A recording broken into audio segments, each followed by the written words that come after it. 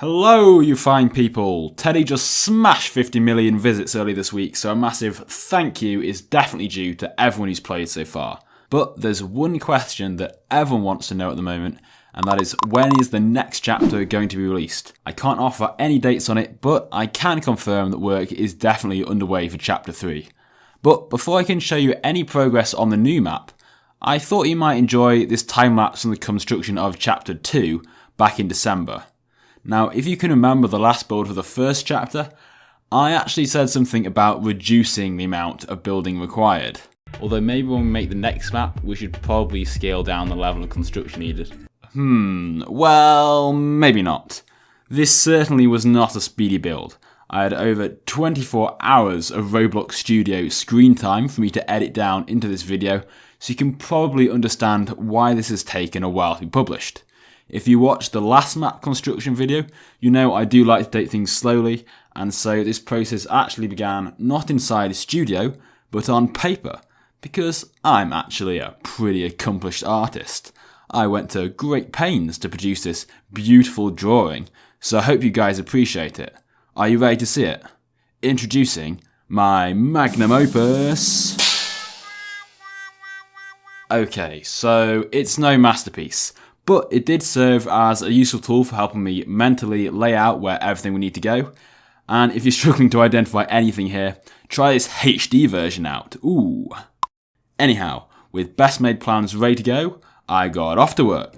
In terms of scale, I tried to use the base of chapter 1 as a sort of rough guide, though a lot of what you see here is just outdoor trees with only the indoor rooms being the playable areas. As the second chapter is actually going to be outdoors, there's going to be a lot more space to work with. This actually makes things a bit more complicated, as I can't just have wide open spaces, which would be rubbish for gameplay. Instead, I still need to funnel the players in certain directions so I can create fun environments for the Teddy to chase players down. But I don't have the rigid structure of rooms and corridors to work with anymore to do that.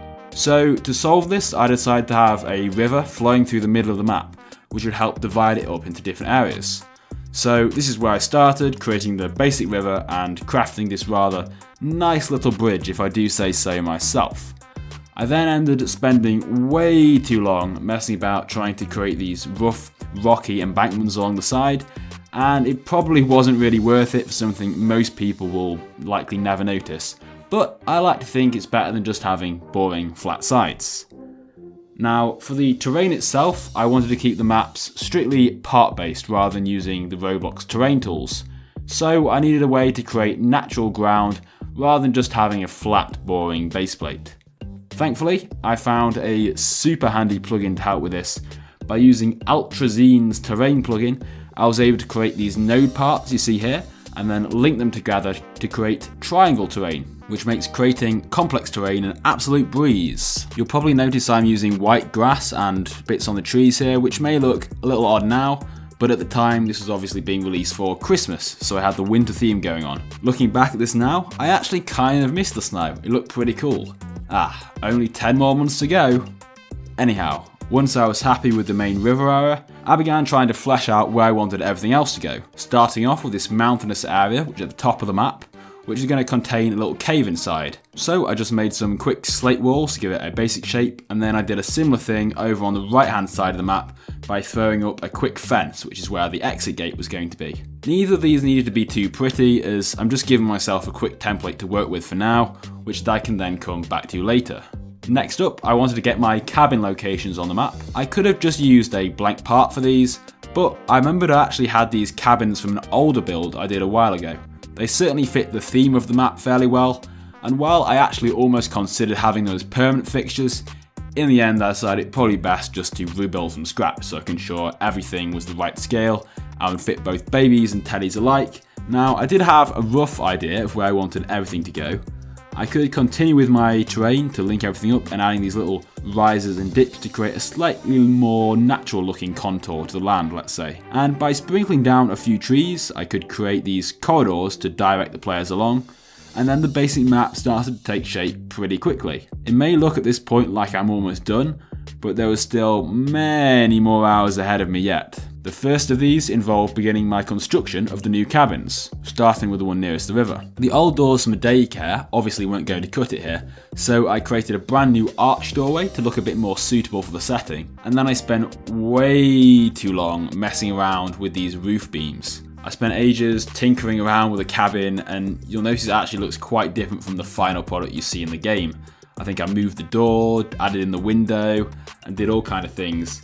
But it's still the same rough shape, I'm sure you'll recognise. I then started trying to get the rocks around the cave looking a bit more realistic. So to add a bit of variation, I continued the stream inside with a bit of lighting, create this sort of bluish glow to guide the players through the cave, as it's going to be dark inside. I don't like to build with the lighting too dark though, so I usually turn things down to see how it looks, and then back to an easy brightness where I can actually build from. While I was doing all of this, I was actually a little worried I might make the area too small for Teddy. So you'll notice I always keep the model nearby to check he can actually fit. And as the cave is going to be a spawn point, I did want the cave to have a creepy feel to it. I eventually needed a little bit more lighting though than the stream could provide, so I built this basic torch model, added that, which really improved the ambience and lit things up. And then for one final touch, I added these stalactites from the ceiling, so things didn't look too flat.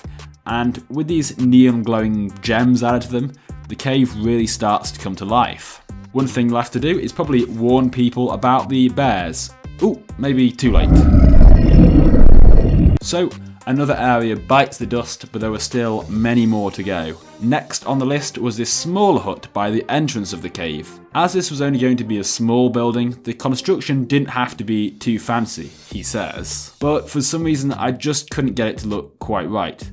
The cylinder parts just looked all sort of plasticky rather than natural and log-like, if that's a word. In the end, I decided to add on these log decals to the end of the cylinder to give things a bit of texture, and then I tried randomizing the shading on the different logs so they weren't all the same colour, and this actually ended up making a big difference to its overall look. Once I was happy here, I moved on to the biggest cabin building of all, if you can even call it a cabin. Maybe it's more of an alpine lodge. It's going to sit at the top of the mountain here, overlooking the rest of the map, and it's going to contain plenty of chests and keys for the players. With this being a larger building, I wanted it to have a grander profile, so I've given it this decking at the front with these large stone columns rising up, which you may notice I've actually copied from the bridge down below. It's got a similar construction to the other buildings with, the usual log columns and wooden planks reaching in between to make the walls. But I do really like how this one came out, and with the high roof along the top, it really completes the image. So now the map was actually starting to come together, but I did need a few more locations to place items. So I began expanding the map with the terrain plugin one more time, so I could create this new area to house a campfire and then an extra cabin as well. I made a rickety little fence to form a perimeter around it, and I didn't want to make any more cabins at this point, so I just copied over the little one from the other side of the map. Once this was in place, I removed my old placeholder fence, replaced it with something a bit more suitable, so we chucked out the old metal railings and added in a much nicer wooden log wall. Hopefully the wood grain is alright. Looking at you, wood grain reviewer. Hey yo. Wood grain. Check. Then, once that was finished, I had to start the slightly laborious task of linking everything together with these small, tiny path pieces.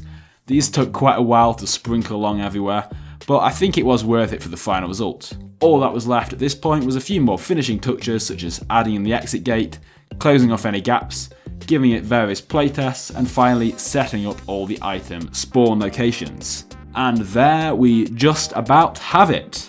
Many hours gone by and we're just about done. Now admittedly, what I've got on video isn't quite the finished product.